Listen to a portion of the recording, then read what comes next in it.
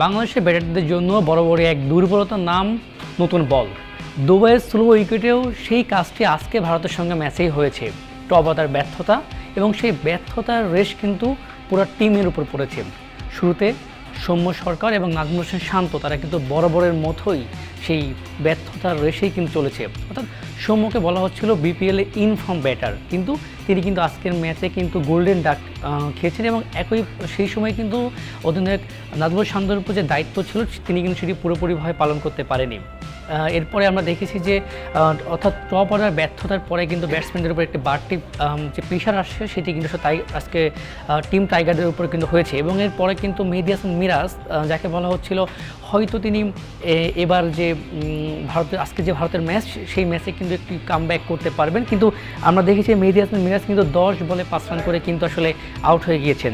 অর্থাৎ যে প্রথম 3টি উইকেট যাদেরকে নিয়ে আসলে বেশ প্রত্যাশা ছিল বাংলা ক্রিকেটের, এবার যারা আজকে ভারতের মাটিতে হয়তো বা ভালো কিছু করতে পারবেন, কিন্তু সেই ম্যাচে কিন্তু তারা বারবার প্রথম 3 জনই কিন্তু আসলে ব্যর্থ হয়েছেন বলা যেতেই পারে। এবং এরপরে তানজিদ তামিম যিনি আসলে বিপিএলে যাকে ইমার্জিং প্লেয়ারের আসলে একটি অ্যাওয়ার্ড দেওয়া হয়েছিল, এবং আমরা দেখেছি তানজিদ তামিম কিন্তু বিপিএলে বেশ একটি শতক করেছেন, অর্ধশতক করেছেন এবং বেশ ভালো একটি মুডে ছিলেন, ভালো রানে ছিলেন। তবে আজকের ম্যাচে কিন্তু তিনি সেই মাত্র 25 বলে 25 রান করে কিন্তু আসলে তিনি প্যাভিলিয়নে ফিরে গিয়েছেন। অর্থাৎ তার উপর যে একটি গুরু দায়িত্ব ছিল তিনি কিন্তু সেটি পালন করতে পারেনি।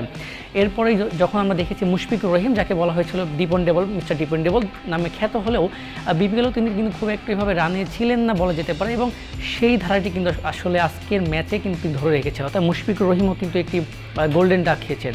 অর্থাৎ মুশফিকুর উপর যে গুরু দায়িত্ব ছিল তিনি আসলে সেটি পুরোপুরিভাবে পালন করতে পারেননি। যে কথাটি বারবার বলা হচ্ছিল যে স্লো উইকেটে অর্থাৎ নতুন বলে বাংলার ব্যাটসম্যানরা কিন্তু একটু ধরাশয়ী হতে পারে, তো সেই কাজটি কিন্তু হয়েছে।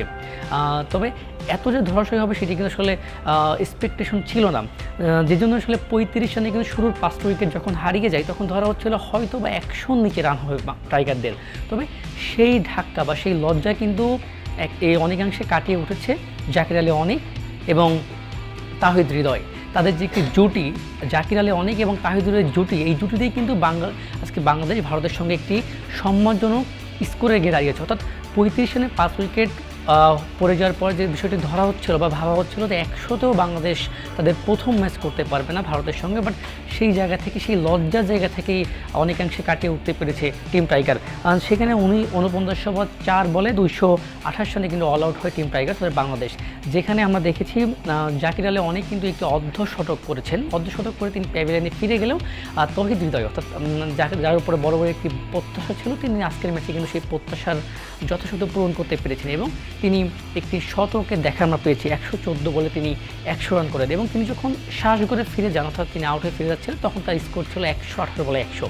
অর্থাৎ আমরা বলতেই পারি যে দুটো ব্যাটসম্যানের উপর নির্ভর করে কিন্তু বাংলাদেশ আজকে যে লজ্জা সেই লজ্জা কাটিয়ে উঠতে পেরেছে। তবে এই যে সম্প্রতি বিপিএল খেলে যাওয়ার পরেও যে অবস্থায় বাংলাদেশের টিম টাইগারদের দাঁড়িয়েছে সেটি কিন্তু আসলে প্রকৃতপক্ষে একটি বড় লজ্জার অংশ হয়ে দাঁড়িয়েছে। তবে কেনই ব্যর্থতা, টপ অর্ডারের ব্যর্থতা আদৌ কি কখনো ঠিক হবে কিনা বা ঠিক হলে কোন জায়গায় কাজ করতে হবে সেই সব কিছু কিন্তু একটি প্রশ্ন হয়ে দাঁড়িয়েছে। এবং এই ম্যাচের এখন যে পরিস্থিতি এখন যে পরিস্থিতি কিন্তু আমরা দেখেছি যে ভারত অনেকাংশেই জয়ের জন্য এগিয়ে রয়েছে। অর্থাৎ এইভাবে খেললে কিন্তু এই চ্যাম্পিয়ন্স ট্রফি থেকে কিন্তু বাংলাদেশ একেবারে একটি বাজে পরিস্থিতিভাবে কিন্তু হেরে কামব্যাক করতে হবে। তো এই জায়গা থেকে যদি বাংলাদেশে যদি কামব্যাক করতে হয় তাহলে টপ অর্ডার ব্যর্থতা কাটিয়ে উঠতে হবে।